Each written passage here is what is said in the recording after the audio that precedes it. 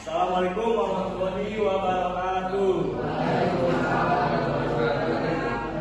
Kami dari kelompok 13 yang beranggotakan saya sendiri yaitu Gali Faris Awisena, Saya Muhammad Nurul dan saya Rahmat Al-Rafi akan mempresentasikan tentang hukum internet, kemunculan undang-undang informasi dan transaksi elektronik. Jadi yang pertama akan disampaikan oleh presenter pertama yaitu Muhammad Fitra. Silakan.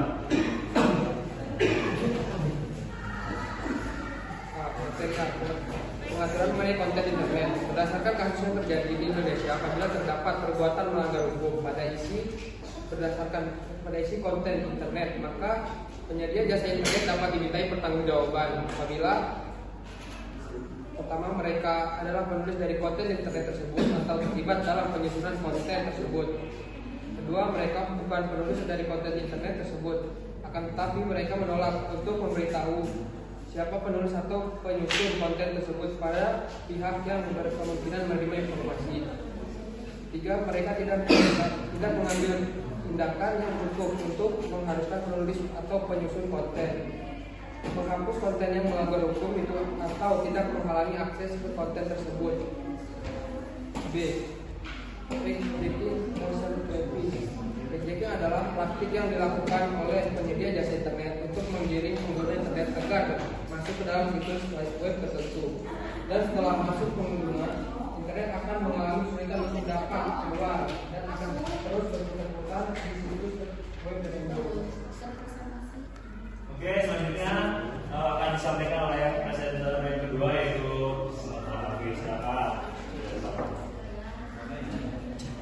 Masalah privasi di internet adalah hal yang umum terjadi di internet apabila seseorang melakukan transaksi lewat internet, baik itu membeli, mendaftar di suatu organisasi, menjadi anggota suatu mailing list atau new group, maka ia diharuskan mengirim data-data pribadi secara singkat-singkat. Masalahnya adalah tidak lama setelah ia melakukan transaksi tersebut, maka ia akan segera menerima berbagai mail yang berisikan bermacam ragam, mulai dari undian sampai kepada penawaran berbagai barang-barang kebutuhan sehari-hari.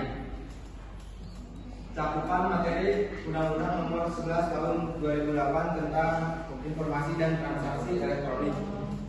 Di dalam Undang-Undang Nomor 11 Tahun 2008 tentang Informasi dan Transaksi Elektronik atau Undang-Undang ITE, yang merupakan bentuk formal dari sebuah sistem dengan tujuan memberikan rasa aman, keadilan, dan kepastian hukum bagi pengguna dan penyelenggara teknologi informasi. Kecemasan pengguna dan penyelenggara inilah maka terbentuklah sebuah undang-undang yang diyakini mampu sebagai sistem kontrol teknologi informasi. Materi Undang-Undang ITE dapat dikelompokkan menjadi dua, yaitu pengaturan informasi dan transaksi elektronik, dan pengaturan mengenai perbuatan yang dilarang atau cybercrime. Selanjutnya akan dijelaskan oleh saya mengenai efektivitas peraturan dan tujuan dalam penerapan Undang-Undang Nomor 11 Tahun 2008 tentang Informasi dan Transaksi Elektronik. Berbicara tentang efektivitas hukum mengharuskan penarikan kesimpulan terhadap realitas yang dapat mendorong dan menghambat bagi berlakunya dan pencapaian terhadap tujuan dari Undang-Undang Nomor 11 Tahun 2008 tentang Informasi dan Transaksi Elektronik. Dalam hukum, untuk mengantarkan pembicaraan kepada efektivitas undang-undang, perlu dilakukan pembagian dalam efektivitas atas peraturan dan efektivitas atas tujuan.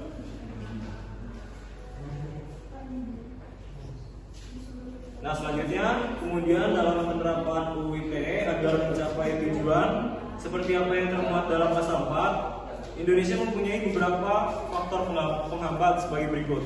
A. Jika dilihat dari segi teknologi, masyarakat dalam menggunakan fasilitas modern seperti teknologi masih cenderung bebas. Artinya belum mengenal batas-batasan atau aturan-aturan yang ada dalam UU ITE. B. Dalam tujuan perkembangan perdagangan dan perekonomian dengan menggunakan teknologi sebagai sarana, masyarakat Indonesia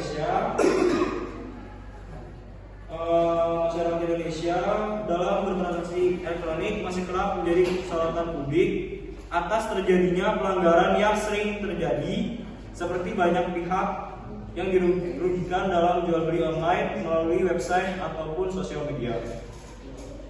C. Di Indonesia dalam tujuan memajukan pemikiran dan kemampuan di bidang penggunaan dan pemanfaatan teknologi informasi dinyatakan belum kompeten karena masih banyak pengguna yang masih mendistribusikan konten ilegal melalui website maupun sosial media seperti pornografi, sara, pengancaman, dan pencemaran nama baik. Guna mengatasi hambatan-hambatan tersebut, dapat dilakukan berbagai upaya sebagai berikut. 1. Dilakukan berbagai seminar hukum terhadap masyarakat mengenai pentingnya penggunaan teknologi informasi yang baik dan benar sesuai dengan pengaturan hukum yang berlaku di Indonesia, yaitu UU ITE. B. Adanya penanganan yang lebih khusus terhadap cyber crimes dengan pembangunan dan pengembangan komputer forensik serta pelatihan sumber daya manusia untuk mengoperasikan alat dan perangkat tersebut. Yang ketiga, dilakukan pembatasan terhadap website yang mengandung unsur pornografi dan perjudian yang saat ini semakin banyak dan mudah untuk membuka konten tersebut. Jadi kesimpulannya, hukum internet terutama yang berkaitan dengan kemunculan undang-undang informasi dan transaksi elektronik dapat disimpulkan sebagai upaya untuk mengatur dan memberikan kerangka hukum yang jelas dalam penggunaan internet dan transaksi elektronik.